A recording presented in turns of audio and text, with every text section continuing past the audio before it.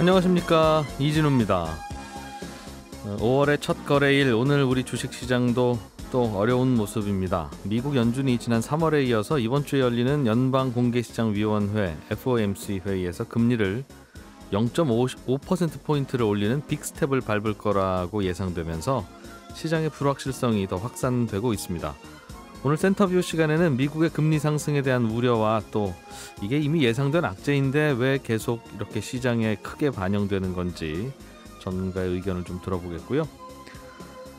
내 사주, 내 운명, 내 팔자 등이 궁금해서 점집 찾아가는 일들 가끔 있으시죠. 그런데 요즘은 이것도 애플리케이션을 통해서 많이 이용한다고 하죠. 오늘 블루칩 신기주 시간에는 이 점집, 점술, 상담, 중개 플랫폼 기업을 통해서 요즘 이 서비스는 얼마나 시장이 크고 소비자들의 반응은 어떤지 이런 이야기 좀 들어보겠습니다.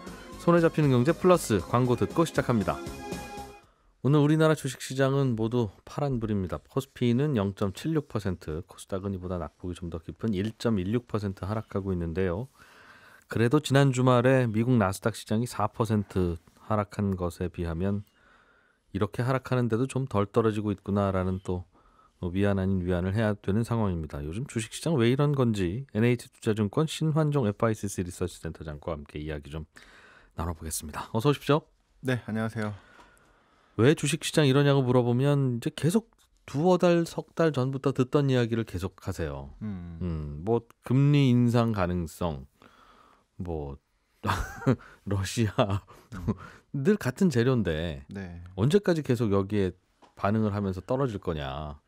그 한마디로 말하면 경기 침체죠. 경기 침체가 안 될 거야.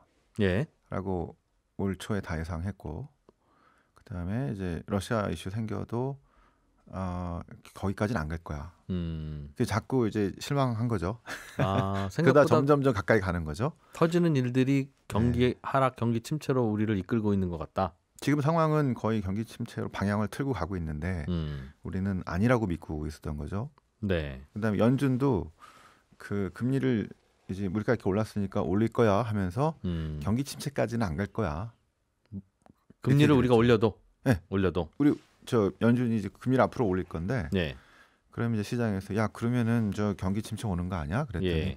경기 침체로 안 가면서 금리를 올리는 방법을 생각해 보겠다고 이렇게 얘기한 거죠. 꼭 경기 침체로 가는 건 아니야. 네. 이렇게 얘기를 했는데 실제 1분기 GDP 미국이 마이너스 나왔고요. 그다음에 지난주에 아마존이 마이너스 14% 하루 만에 그렇게 떨어졌죠. 게 예. 이제 마이너스 아마존도 7년 만에 처음으로 분기 손실 기록했고, 그다음에 1분기 실적이 네. 그다음에 애플도 전망치는 상회했지만 얘 공급망이 이렇게 되면 2분기에 손실 발생할 것 같아. 이렇게 얘기하면서 인기는 여전하지만 제품을 못 만들어서 수요에 부응을 못할 것 같다는 거죠. 네. 지금 상황들이 진짜 경기 침체로 가는 거 아닌가. 그런 그 상황으로 지금 점점점 가고 있기 때문에 네. 반등을 못하고 계속 좀 밀렸다. 결국 핵심은 경기 침체로 가는 것 아니냐, 뭐 이렇게 볼 수가 있을 것 같습니다. 네, 센터장님. 네. 근데 주식시장은 우리 지난 2년, 3년간의 경험을 보면 경기가 좋고 안 좋고를 떠나서 중앙은행이 완화적인 통화 정책을 펴면, 즉 금리를 낮추고 양적 완화를 하면 시장은 계속 오르고 네. 그랬었잖아요. 또 네. 반대로 경기가 좋던 나쁘던 중앙은행이 금리를 올린다고 하고 긴축을 한다고 하면 또 그것 때문에 주가가 많이 내렸는데, 네. 지금 말씀하신 대로 생각보다 경기가 나쁠 것 같으면, 중앙은행의 예상과는 달리 경기가 나빠지는 게 분명하면 중앙은행은 네. 금리 올리는 거 스톱하지 않겠습니까? 그거는 지난 2008년의 금융위기 이후에 12년 동안 얘기고요. 네, 계속 그렇게 해왔잖아요. 그때는 물가가 낮은 상황. 그러니까 실은 저희는 지난 40년간은 완전 다른 사이클로 지금 코로나 이후에 진입하고 있기 때문에 네. 물가가 상당히 부담되는 상황이기 때문에 지난 12년 동안의 통화 정책과 주가의 상황만 보시면 안 된다. 그때는 물가에 대한 부담이 적었기 때문에 그래서 계속 금리를 낮출 수 있었는데, 네, 금리로 유동성을 조절하면서 예. 이제 쥐었다 풀었다 하면서 경기를 부양했었죠. 경기를 부양하고 주가도 살리고 예. 뭐 이렇게 했는데, 지금은 물가 부담이 너무 높아서 실은 이제 끌려가는 느낌인데요.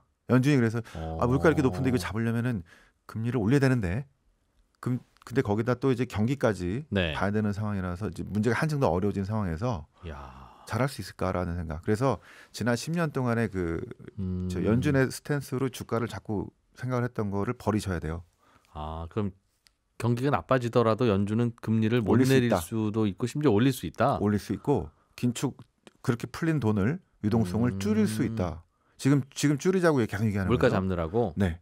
센터장님, 그런데 자주 드리는 질문이기도 합니다만 물가가 예를 들면 사람들의 뜨거운 수요 내지는 시중에 너무 많이 풀린 돈, 사람들의 넉넉한 주머니 때문에 올리는 거라면 말씀하신 대로 그 카드로 대응하는 게 정석인데 지금은 꼭 그것 때문에 오르는 게 아니라 러시아 때문에 석유가 문제고 석유가 문제니까 다른 물가도 오르고 뭐 중국이 안 돌아가니까 공급이 안 되니 시중에 10개는 필요한데 3개만 공급되니까 또 오르고 그 얘기잖아요. 맞습니다. 그러니 사람들의 수요가 뜨거워서 오르는 물가가 아닌데 수요에다 찬물을 붓는 금리 인상을 하는 게 물가는 과연 그럼 잡을 수 있느냐. 물가부터 중시한다면 이해는 되겠는데 그럼 그렇게 하면 물가는 잡을 수 있어? 그게 그 칼이 맞아? 하는 질문도 할 수 있을 것 같은데요. 그게 진짜 어려운 건데요. 예. 자, 지금은 이제 수요와 공급 보면은 이제 수요의 어떤 요인에 의해서라기보다는 공급에 문제가 많이 생긴 거잖아요. 네. 그런데 실은 수요의 문제도 있죠. 있기야 있겠죠. 예, 있는데 이제 공급이 더 큰 거죠. 그런데 이제 우리가 금리를 올린다고 공급망 해결부터 이제 원자재 가격 폭등 이거를 다 막을 수 있느냐? 네. 그거는 쉽지는 않습니다. 그런데 우리가 교과서적인 처방이 있어요. 정통적인 처방. 그게 이제 밀턴 프리드만이 얘기했던 인플레이션은 화폐적인 현상. 결국 통화량에 의해서 자 이게 문제이기 때문에 전체적인 수요를 확 줄여버려서 돈 없으면 쌀이고 뭐고 안 사 먹지 않겠느냐. 적게 써서 공급도 좀 영향을 미치는 방향으로 갈 수밖에 없다는 건데요. 물가를 잡으려면 그래서 70년대에 그레이트 인플레이션 이제 하이퍼는 아니죠. 그 스태그플레이션이었겠고 엄청난 경기 둔화와 엄청난 물가 상승을 갖고 오긴 했었는데 이거를 각국이 이제 통제할 때 미국이라든가 칠레라든가 이런 나라들은 그때 신자유주의로 바뀌면서 경기 침체를 우리가 피할 수 없다. 수요를 엄청나게 줄여버려가지고 아주 고통스러운 몇 년을 보낸 다음에 그 다음에 경제 성장을 다시 시작했죠. 그래서 물가를 확 잡고 그 다음에 다시 시작하면서 실은 80년대 90년대 미국이 놀라운 성장을 만들기도 했었는데 이거 피하려고 중남미 국가들 브라질과 뭐 멕시코 여러 나라들은 경기 침체를 피하려고 왜냐하면 민주화된 지 얼마 안 됐거든요. 그렇죠. 그러면 또 다시 돌아갈 수도 있고 하니까 그걸 못했던 거예요 차마. 그래서 그거를 버티다가 하이퍼 인플레이션으로 가는 그래서 결국 90년대에 다시 그 똑같은 교과서적인 처방으로 신자유주의 방식으로 경기 침체를 유도한 다음에 회복을 했던 이런 경험이 있습니다. 그래서 이제 많은 사람들이 지금 파월이 얘기하는 자 이거 경기 침체 없는 금리 인상과 유동성 축소 과연 되겠냐. 처음에는 이렇게 얘기했는데 파월은 아니라고 얘기하고 주시장은 아니라고 얘기했지만 그럴 리가 없다, 시장은 이거죠? 이제 점점점 어차피 우리 경기 침체 한번 경험할 수밖에 없는 거 아닐까 이런 얘기가 빨라지고 있다는 생각이 듭니다. 그럼 지금 상황은 경기는 나쁘고 물가는 오르는 사람들이 제일 싫어하는 스태그플레이션. 점점 가까워지고 있는 게 맞는 것 같고 과거에는 그런 일이 있을 때는 어차피 고통을 한번 겪고 물가부터 잡고 경기는 당연히 추락하는 거고 그렇게 몇 년 고생한 후에 정리될 사람은 정리도 되고 또 뭐 그렇게 하면 수요도 줄고 하면서 다시 처음부터 시작하는 그런 게 지금까지의 경험이었는데 그 솔루션 말고는 지금도 없는 것 같다. 그러니까 그 방법을 지금은 거부하는데 거기까지는 안 갈 거다라고 얘기는 하는데 과연 그렇게 안 가고 해결될 수 있냐? 센터장님 보시기에는 결국 갈 걸로 보시는 눈치인데. 그러니까 저희는 이제 내년이나 후년에 결국 경기 침체를. 근데 경기 침체가 바로 금융 위기는 아닙니다. 그렇겠죠. 뭐. 2020년의 금융 위기 또는 2008년의 금융 위기는 다른 요인들, 전염병이라든가 대형 은행이 몰락하는 이런 신용위기 때문에 왔고 경기 위축되는 상당히 이제 기업이 어렵겠죠. 자 그런 상황을 겪고 나서 이게 좀 정리되지 않을까 때문에 그런 게 점점 반영되고 있다 이렇게 보고 있어서 자 그렇게 해석을 할 수가 있을 것 같습니다. 그렇다면 경기가 좀 위축되는 분위기더라도 연준은 자기가 뱉은 말 지켜서 빅스텝으로 금리 많이 성큼성큼 올릴 거라는 생각이시네요. 그러니까요. 지금은 그 누가 뭐래도 물가 잡는데 다 집중이 돼 있습니다. 네. 아직 경기가 완전히 나쁘다는 얘기는 아니거든요. 예. 그런데 빅스텝을 지금 이제 할 거라서 아마 저기 5월 3일에서 4일에 미국 FOMC에서 50bp 인상은 이제 예정이 돼 있고요. 네. 그 다음이 이제 몇 번 할 거냐, 50bp씩 3번 할 거냐, 아니면은 6월에는 막 75bp 할 거, 뭐 이런 얘기도 막 나오니까요. 그게 들어온 것도 있는데 이런 것들이 저기 한 처음에 딱 나오면 50bp씩 3번 나오면은 한꺼번에 몰아닥칩니다. 그래서 이게 금리가 지금 다시 급등하고 있는. 뭐가 몰아닥쳐요? 시장에는 한꺼번에 몰아닥칩니다. 아, 천천히 올라가더라도 그 기준 금리는 3번에 나눠서 올리더라도 네. 시장은 3번 오를 게 한꺼번에 반영해 버린다는 네, 거죠. 50bp씩 올라가면은 뻔한 미래니까. 네네. 이렇게 반영되기 많기 때문에 아마 5월이 상당히 좀 혼란스럽고 금리도 급등하고 네. 또 이제 주식시장도 조금 혼란스러운. 그다음에 이제 물가가 그래서 과연 잡혔나 이런 걸 봐야죠. 그래서 잡힐 것 같아요. 그럼 물가는 잡힐까요? 물가는 기저 효과이기 때문에 네. 어느 정도 지난번에 8.5 나왔거든요. 예. 미국이 3월이 1년 전에 비해서 네. 1년 전 3월에 비해서. 그죠? 예. 근데 4월은 그전 저기 이게 코로나가 미국에서 시작된 시점이 네. 봉쇄 시작되고 한 시점이 2020년 3월이잖아요.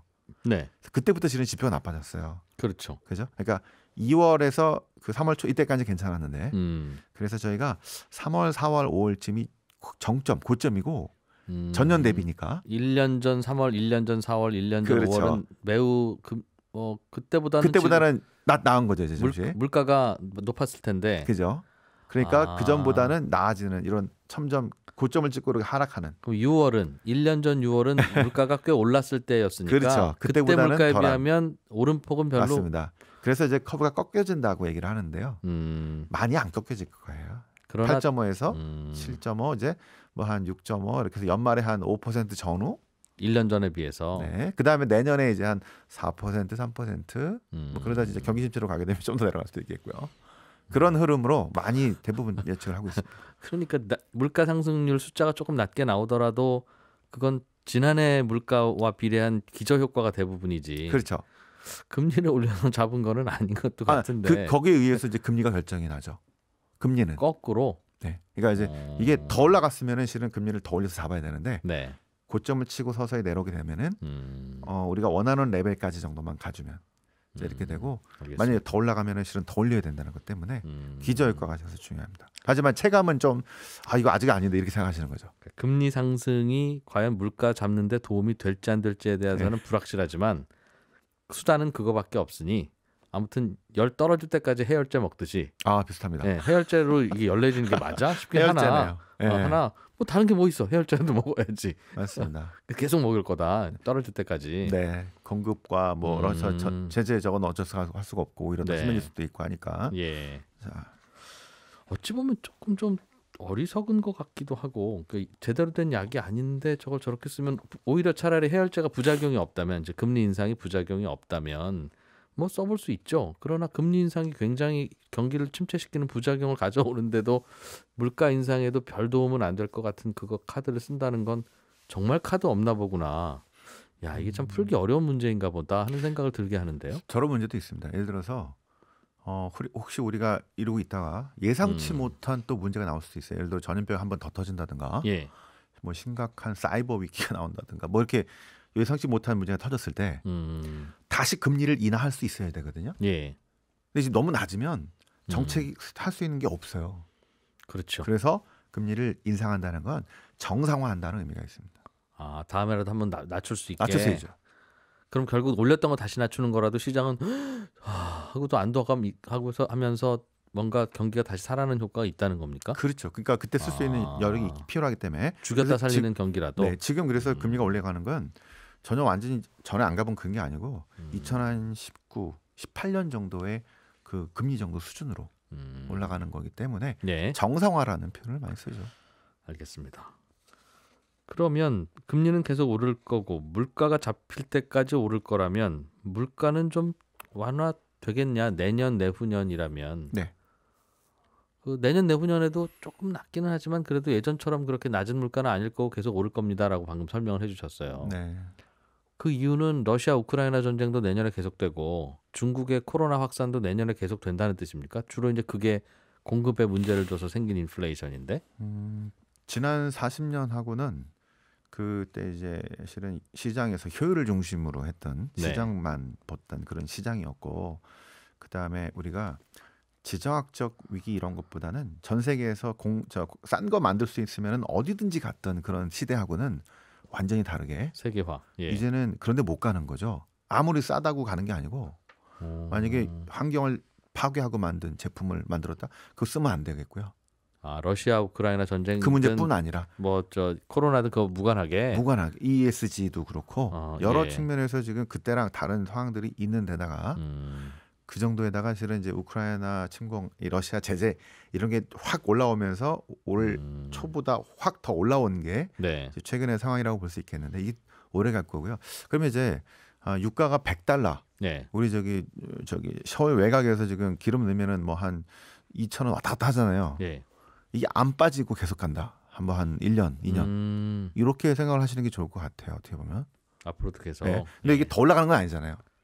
네. 그죠? 더 올라가면은 실은 금리 막 더 올라가 잡아야 되는데 더 익숙해지는 겁니다. 더 올라가지만 않으면 물가 상승률은 0에 수렴하겠죠. 그렇죠. 천천히 다시 이렇게 빠지는 그러니까요. 셈이죠. 예. 그래서 계속 이제 앞으로도 계속 2,000원이라도 그렇죠. 물가 상승률이 높지는 않을 텐데. 그러니까 체감은 이제 화가 나는데 화가 나겠죠. 지표는 내려오니까 저거 제대로 설명을 못 한다고 하지만 네. 그 이제 금리라든가 이런 것들은 그거에 의해서 이제 움직여지기 때문에 네. 제 생각에는 그래서 이제 여러분들이 너무 주식만 하셨을 텐데 앞으로는 금리가 상당히 많이 올라왔기 때문에 네. 옛날에는 예금 금리, 적금 금리 너무 낮아서 이제 막 주식하시고 그러셨잖아요. 예. 근데 지금은 이 예금과 적금과 채권 금리가 많이 올라서 잘 찾아보셔가지고 탄탄한 은행으로 예적금 찾으셔도 돼요. 정기예금도 재테크다. 정기예금도 많이 올라온대. 예. 근데 이거를 아직도 낮은 데도 있는데 이제 많이 올라올 겁니다. 예금, 적금, 고금리 예금. 근데 은행을 잘 보셔야죠. 예. 탄탄한지. 그 다음에 채권도 하시면 좋고요.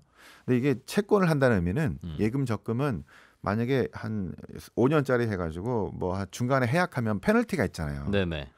채권은 페널티가 없어요. 그래서 끝까지 완게 들고 중간에 막 가격이 올랐다, 채권 가격이 올랐다, 금리가 쭉 떨어졌어요. 예. 경기 침체 맞아서 그럼 내년쯤에 그때 팔면 된다는 거죠. 돈 많이 벌고 팔면 되죠. 근데 적금은 해약해야 되니까 그런 차이가 있는 겁니다. 똑같은 원리예요. 알겠습니다. 그럼 센터장님이 보시기에는 지금은 금리는 당분간은 좀 오를 것 같고 그 당분간이 뭐 한 서너 달? 시장이 먼저 빨리 반영시키겠죠. 네, 그게 아마 요 2분기 지금 5월, 6월, 요 7월이 여름 전까지는 가파르게 오를 거고. 네. 그 다음부터는 오히려 그 금리 내려갈 걸로 보시는군요. 유지되거나 서서히 좀 내려가지 않을까 싶습니다. 왜냐하면 만약에 내년에 경기 침체다 그러면 내려가야 되거든요. 내리기도 하겠죠. 그렇죠. 예. 내리진 않더라도 내려갈 거고. 시중 금리는. 네. 예. 그다음에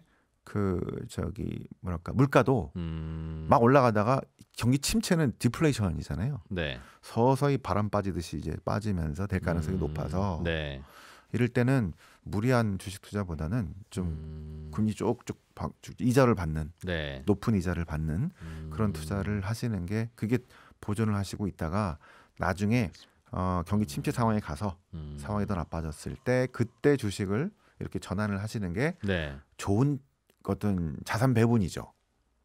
요게 코로나 직전에 많은 분들이 했던 겁니다. 주식만 한 게 아니고요. 금리가 7월 직전쯤이 고점이 될 거라는 건 채권은 그때가 제일 쌀 때라는 뜻이니까. 그렇죠. 그 시점 전후해서 채권을 좀 사놓는 투자도 괜찮다. 2019년에 코로나 직전에 1년 전에 채권을 하셨어야죠.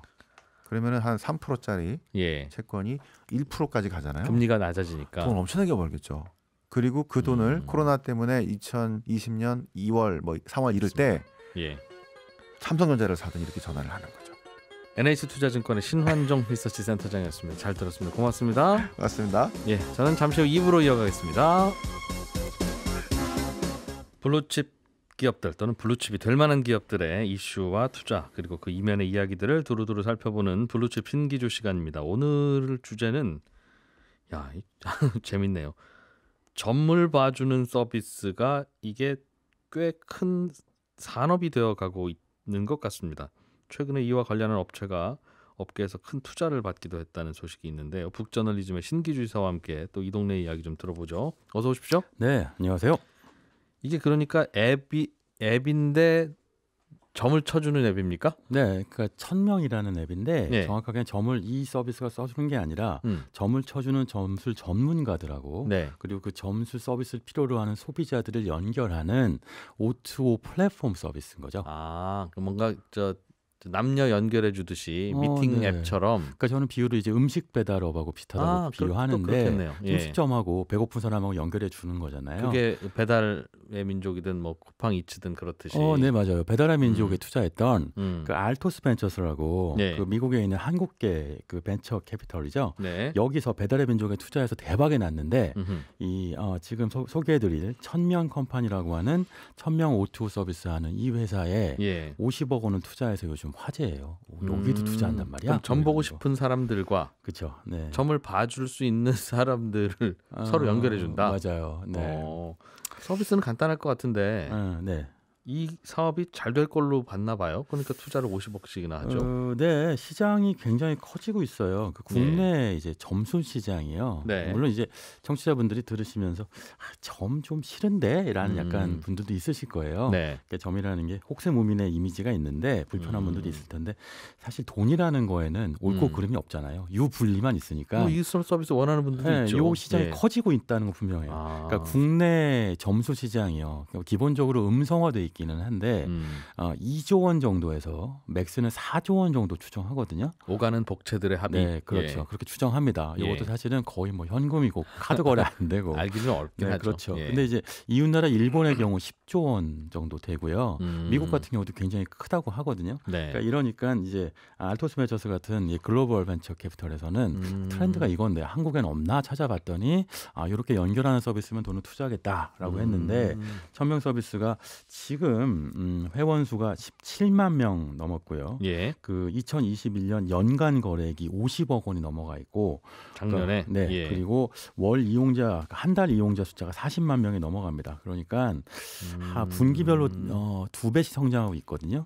그러니까 이렇게 되면 J컵을 그린다고 흔히 스타트업에서 표현하는데 그러면 캐피털 입장에서 보면 투자 안 할 이유가 없죠. J컵을 그리는 회사를 찾느라고 바쁜데 점이라도 쳐서 찾을 판인데 지금 딱 눈에 보이니까 투자한 겁니다. 그러면 어떻게 합니까? 예를 들면 그냥 돈을 내면 점 잘 봐주시는 분 휴대폰 번호를 알려주는 서비스도 있을 수 있고. 뭐 그렇죠. 네, 단순하게는. 아니면 복채까지도 여기서 결제하시고 우리가 모아서 그 점 봐주는 분한테 월말에 송금해 드립니다. 또 할 수도 있는 것 같고 구체적으로 어떻게 해요? 그 두 가지를 다 해요. 일단 어떻게 하냐면 그 1000명이 점이라고 하는 걸 분류를 했더라고요. 왜냐면 그 타로점이라고 해서 요즘 MZ세대도 많이 보는 좀 덜 부담스러운 거예요. 카드로 덜 뒤져보는 이런 게 있고 사주라고 해서 우리도 이제 많이 익숙한 게 있죠. 그러니까 본인의 생년월일을 갖고 그 미래를 점쳐준다 이런 게 있고 신점이라고 해서 이제 약간 무섭기도 한데 이렇게 막 보면서 어디서 왔어? 뭐하러 왔어? 뭐 이런 거 물어보는 분들이 있잖아요. 뭐든지 다 한다. 그렇죠. 신점, 사주, 타로 점술 서비스 세 가지로 분류합니다. 물론 다른 것도 있는 것 같은데 여기서는 이 세 가지 서비스 기준으로 해서 이 서비스를 제공하는 점술 전문가들을 섭외를 해놔요. 그게 만들어 놓으면 그 점술 봐주는 전문가하고 점술 서비스 받고 있는 소비자들 연결하는데 연결의 기준이라고 하는 거는 두 가지 방법이 있어요. 하나는 직접 가서 만나게 할 수도 있는 건데 대면. 그런데 대면 같은 경우는 결제하는 방식이라거나 또는 해당 점술가에 대한 평판 이런 거 보고 이 사람이 용하다더라라는 걸 알면 평판 그렇죠. 댓글 그 평판을 볼 수 있게 해주는 거예요. 돈 내면 이게 맛집하고 되게 비슷한데 맛집도 맛집 리뷰하고 별점 주면 그 평판이 레퓨테이션이 자산이 되잖아요. 평판 자산. 그래서 다른 분들이 요 집이 맛집인가봐라는 소문이 나면 오는 것처럼 맛있다는 것처럼 용하다는 것도 소문이 나게 만드는 게 하나 있고요. 그럼 그럴 수 있는데 돈은 어떻게 버는지가 궁금한 거예요. 즉 맛집이야. 뭐 서로 이제 배달 서비스는 배달해 주면서 배달 수수료를 받는데 그렇죠. 점집은 리뷰를 보고 그냥 그 점집으로 가버리면 리뷰 제공하는 이 회사는 돈 벌 구멍이 없잖아요. 현재로서는 이제 그 수수료를 받기도 하고 이런 플랫폼이 되면 광고 비즈니스도 가능해지는 거죠. 결국은 이거에 많이 입점하게 찾아오시니까 되면. 그렇죠. 그럼 점 봐주시는 분한테 광고비를 받는다. 그렇죠. 그리고 두 번째가 있어요. 최근에 2, 3년 동안 사이에 코로나 때문에 이 점술 시장도 그 대면 서비스가 좀 어려워졌잖아요. 비대면이 필요해진 거예요. 그러니까 비대면에 대한 니즈가 증가하면서 관련돼서 이제 광고 비즈니스도 가능해질 뿐만 아니고 그리고 비대면을 하게 되면 전화로 연결하죠. 그러니까 전화 연결할 때 전화 연결 서비스 그리고 그 안에서 예를 들면 그 결제를 할 때 그 첨령이라는 이 서비스를 통해서 결제를 할 수 있게 하니까 안심하고 결제할 수 있게 해주는 방법. 줌 같은 서비스를 하는군요. 중간에서. 있습니다. 그리고 이제 또 하나는요. 그 점을 보러 가시는 분들한테 이제 개인 전화번호가 노출이 안 돼요.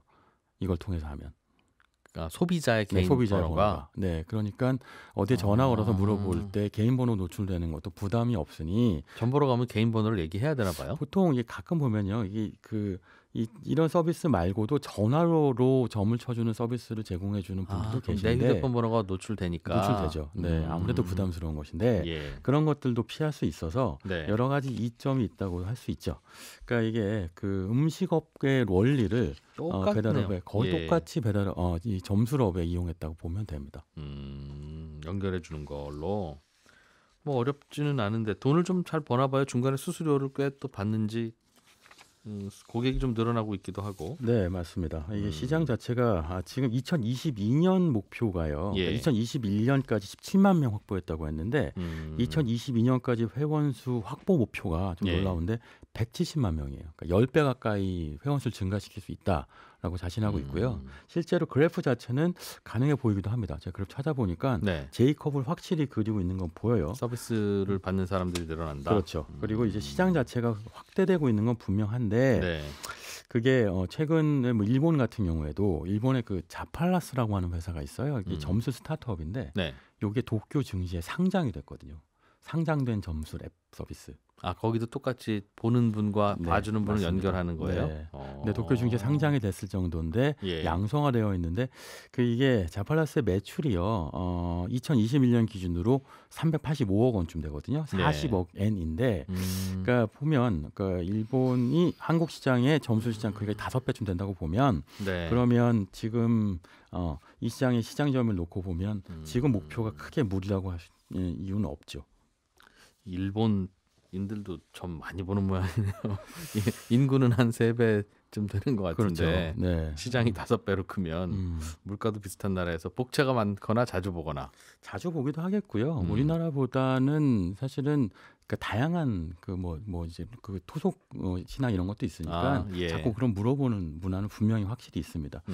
근데 이게 전 세계적인 트렌드인 거는 미국만 놓고 봐도요. 미국에도 그런 비슷한 앱이 하나 있는데 그 나사 있잖아요. 그러니까 미국 같은 경우 우리나라에서는 타로가 인기인데 미국 같은 경우는 타로가 아니라 그 별자리 점술이 인기여서 점성술, 맞아요. 점성술이라고 하는 거죠. 그 점성술 기반으로 해서 나사에 있는 그 별자리를 보고 별자리 정보를 기반으로 해서 그래서 그걸 갖고 점을 쳐준다였는데 이게 회사 이름이 코스타라는 회사예요. 그런데 미국에서 18세부터 25세 사이의 여성의 4분의 1이 다운로드 받았다고 하는데 받은 액수가 260억 원 정도 됩니다. 여성들이 좀 더 다운 많이 받으시는 거예요. 그러니까 이른바 G세대 여성, MZ세대 여성들의 4분의 1이 이 앱을 무조건 다운받았고 그러니까 당연히 이제 260억 원 이상 투자를 받게 되는 거죠.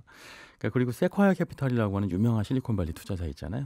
거기서도 그 힌두교 기반으로 한 역술앱이 있는데 앱스4 바랏이라고 여기에도 170억 이상 투자했다고 하니까 무슨 얘기냐면 이 시장이 커지고 있는 건 우리나라만의 트렌드가 아니라 글로벌 트렌드고 그러니까 그 트렌드에 맞춰서 돈이 움직이고 있다. 뭐 이런 겁니다. 사람들이 예전보다 점을 더 자주 보는지는 잘 모르겠는데 그 점 보는 시장은 그냥 아름아름 서로 아는데 소개받아서 가고 뭐 이런 게 아니라 뭔가 이제 하나의 플랫폼 안에서 다양하게 비교해 볼 수 있다. 그게 지금 말씀하신 것처럼 점수 시장에 갖고 있는 근본적인 약점이 입소문이라는 거예요.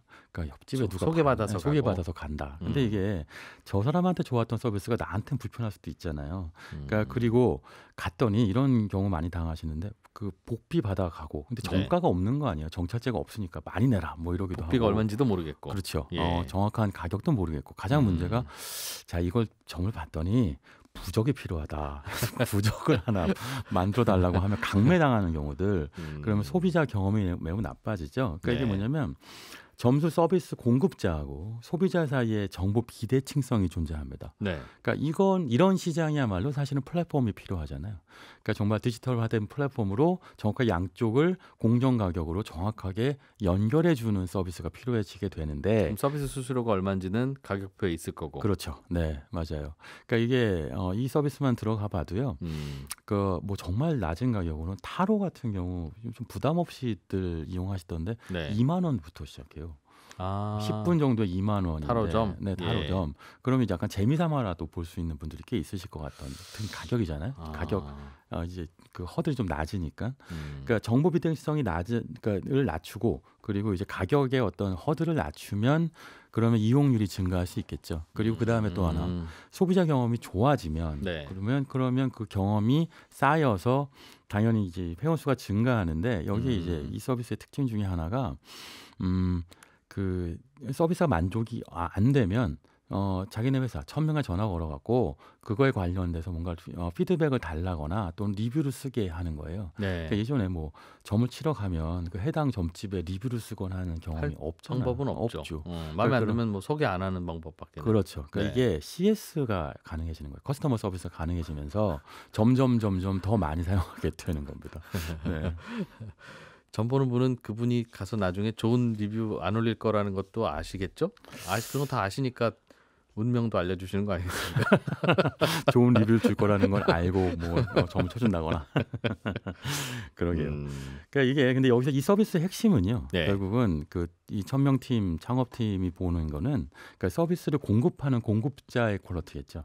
그러니까 소비자들은 있는데 공급자들이 용한 분들 확보하는 게 관건이다. 그렇죠. 용한 분들을 어떻게 확보할 것이냐인데 2022년 5월 지금 현재 기준으로 한 800명 정도의 용하다는 전문가들을 확보했다는데 제가 이거 어떻게 용하다는 걸 확보하냐고 봤더니 일단 그러니까 약간 미슐랭 가이드 비슷해요. 소비자들을 먼저 보내요. 그래갖고 점을 치게 하는 본인들이 거죠. 회사 돈으로. 그렇죠. 그래갖고 그 서비스를 보고 평가를 하는 겁니다. 직원이 가서 평가해보고 블라인드 테스트를 하고요. 괜찮다 싶으면.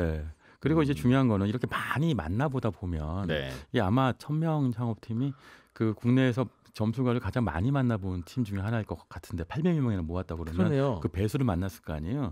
그 빅데이터가 모이면서 요런 거 요런 사람들은 별로고 요거는 용한 게 맞고 이런 거에 대한 어떤 데이터와 경험치가 쌓이게 되는 거죠.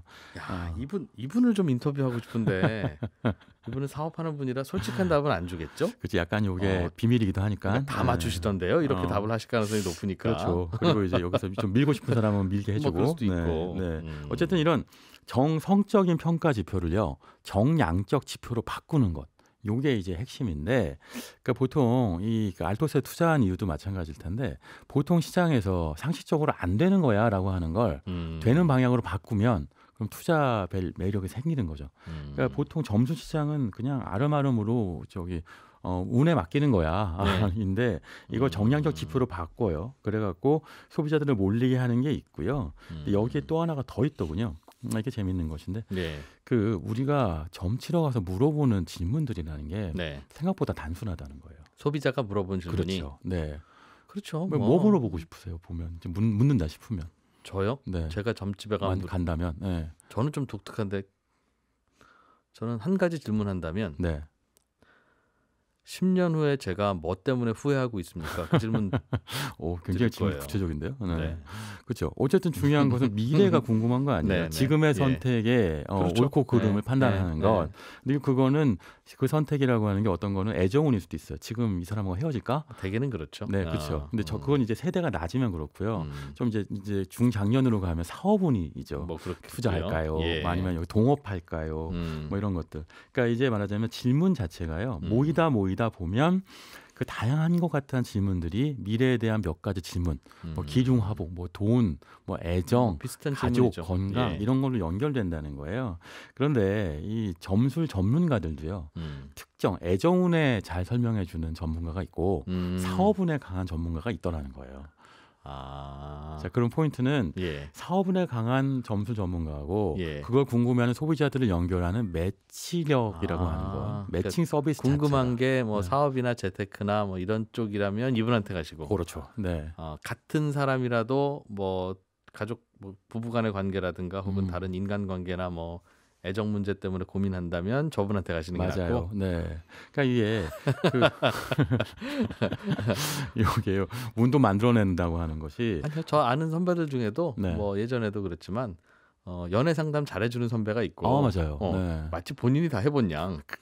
또 뭐 어디 진로 상담 더 잘해주는 분이 있고. 맞아요. 뭐 그건 그렇죠. 그렇죠. 그러니까 이렇게 말하자면. 그 양쪽에 있는 트렌드를 패턴화시켜서 질문의 성격을 이걸 매칭화하는 것은 이제 말하자면 그 인공지능 알고리즘, 그 알고리즘을 만들었어요. 그래서 어떠한 사람은 어떠한 걸로 연결해주면 좋다더라라고 하는 걸 하면 점점 당연히 이제 빅데이터가 있고 인공지능이 있으면 가장 파괴력이 센 건 머신러닝으로 이 인공지능이 점점 똑똑해지는 거잖아요. 이렇게 되면 원래 용한 점술이니 이제 좀 더 용할 수 있는 그 소비자 질문에 답을 할 수 있게 만들어 주니까 그 이런 1000명이라는 서비스 전체가 용해지는 거죠. 그게 이제 매칭의 핵심인 겁니다. 좀 더 잘 맞게 되고. 그렇죠. 네. 하기야 뭐 그냥 눈 감고 있다가 그 잠 안 올 때 뭐 이렇게 해서 바로 결제해서 바로 할 수 있으면 굳이 안 가더라도 많은 분들이 할 것 같아요. 심야 상담 이런 것도 있고요. 정말 밤 시간대 한 10분 정도 잠깐 하고 한 뭐 1, 2만 원 정도 하는. 그게 요즘 MZ 세대는 특히나 점 타로 관련돼서 굉장히 익숙해서 많이 쓰기도 하더군요. 시장이 또 커질 수도 있겠고. 재밌네요. 북저널리즘의 신기주 이사였습니다. 고맙습니다. 감사합니다. 네, 저는 점심 맛있게 드시고 내일 아침 8시 30분에 뵙겠습니다. 이진우였습니다. 고맙습니다.